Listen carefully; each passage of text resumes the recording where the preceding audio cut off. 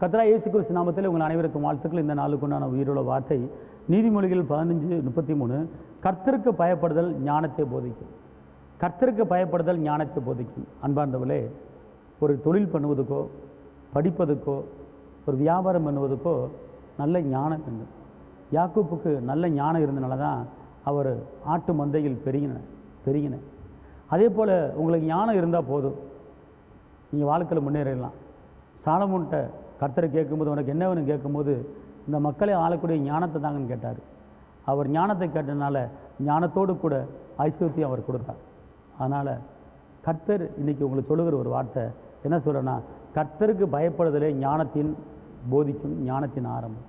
அப்போ நீங்கள் கர்த்தருக்கு பயந்து நடங்க, ஞானம் உங்களை தேடி வந்துடும். கர்த்தருக்கு பயந்து நடக்கும்போது கிருபை தேடி வந்துடும். அப்போ நான் கர்த்தருக்கு பயப்படுவதுனா என்ன அப்படின்னு கேட்டிங்கன்னா, தீமையை வெறுப்பதே கர்த்தருக்கு பயப்படுகிற பயம். தீமையை வெறுப்பதே கர்த்தருக்கு பயப்படுகிற பயம். அதாவது இந்த உலகத்தில் எந்தெந்த காரியம் தீமை இருக்கிறதோ அதை வெறுத்து விடுங்கள். தண்ணி அடிப்பது தீமை, வெறுத்து விடுங்கள். புறங்கூறுதல் தீமை, வெறுத்து விடுங்கள். குற்றப்படுத்துவது தீமை, வெறுத்து விடுங்கள். குறை சொல்வது தீமை, வெறுத்து விடுங்கள். கிளவி பேச்சு பேசுவது தீமை, வெறுத்து விடுங்கள். ஒருத்தருக்கு விரோதமாக ஒருத்தருக்கு குற்றப்படுத்துவது தீமை, வெறுத்து விடுங்கள். பொய் சொல்லுவது தீமை, வெறுத்து விடுங்கள். கர்த்தரை ஜெபிக்காமல், துதிக்காமல், ஆராதிக்காமல், அவருக்கு முக்கியத்துவம் கொடுக்காமல் இருப்பது தீமை. இது எல்லாத்தையும் நீங்கள் என்ன செஞ்சுருங்க, வெறுத்து விடுங்கள். இதை வெறுத்துட்டிங்கன்னா கர்த்தருக்கு பயந்து நடக்கிறீங்க, ஆட்டோமேட்டிக்காக உங்களுக்கு ஞானம் வந்துடும். அதாவது தீமை வெறுப்பதே கர்த்தருக்கு பயப்படுகிற ஞானம். கர்த்தருக்கு பயப்படுதலே ஞானத்தை போதிக்கும் சொல்லப்பட்டிருக்கு. அப்போ நான் நல்லா கவனிங்க. கர்த்தருக்கு பயந்து வாழ்கிறதுன்னு என்னன்னு கேட்டால், இந்த உலகத்தில் எத்தனையோ தீமைகள் இருக்குது. இந்த உலகத்தில் நன்மைகள் நிறையா இருக்குது, அதை காட்டிலும் அதிகமான தீமைகள் இருக்கிறது பாருங்கள். நன்மைகளை போதிப்பதற்கு ஆள் இல்லை, தீமைகளை சொல்லுவதுக்கு ஆள் நிறையா இருக்குது. தவறான வழியிலே போவதுக்கு சொல்வதற்கு நிறைய ஆள் இருக்காங்க, நல்ல வழி சொல்கிறதுக்கு ஆள் இல்லை. இந்த நாட்களில் நல்ல போதனையை போதிக்கிறதுக்கு சொல்ல முடியல, நல்ல போதனையை போதிக்க முடியல, அதுக்கு இடம் கொடுக்க முடியல, போதிக்க விட மாட்டுறாங்க. தவறை போதிச்சா ஒன்றும் சொல்ல மாட்டுறாங்க, தப்பை போதிச்சா ஒன்றும் சொல்ல மாட்டுறாங்க. பிரார்த்தனை பண்ணுறது, தவறு பண்ணுவது, எப்படி குறுக்கு வழியை சம்பாதிக்கிறது, அதெல்லாம் சொல்லும்போது போதிக்க விட்டுடுறாங்க.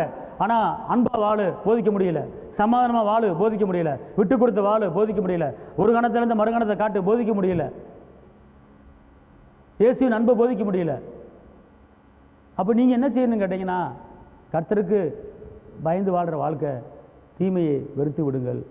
உங்களை கர்த்தர் ஞானத்தால் போதித்து நடத்துவார். ஞானத்தால் போதித்து நடத்துவார். ஒரு மனிதனுக்கு தேவை முக்கியமாக ஞானம். வாழ்வதற்கு, வளர்வதற்கு, செய்கிற காரியம் வாய்ப்பதற்கு ஞானம்.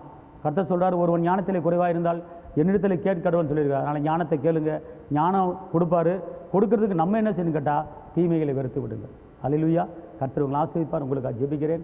தகப்பனே இயேசு மகாராஜா, உண்மை நன்றி உள்ளத்தோடு துதிக்கிறேன், ஸ்தோத்திரிக்கிறேன். இந்த நாளிலே, இந்த வேளையிலே எங்களை தாழ்த்தி உடைய சமூகத்தை நான் அர்ப்பணிக்கிறேன். இந்த நாளிலே தீமையை வெறுப்பதே கர்த்தருக்கு பயப்படுகிற பயம்.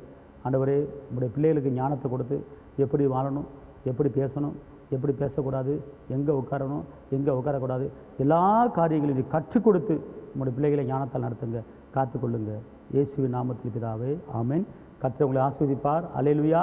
தேவனுக்கே மகிமை.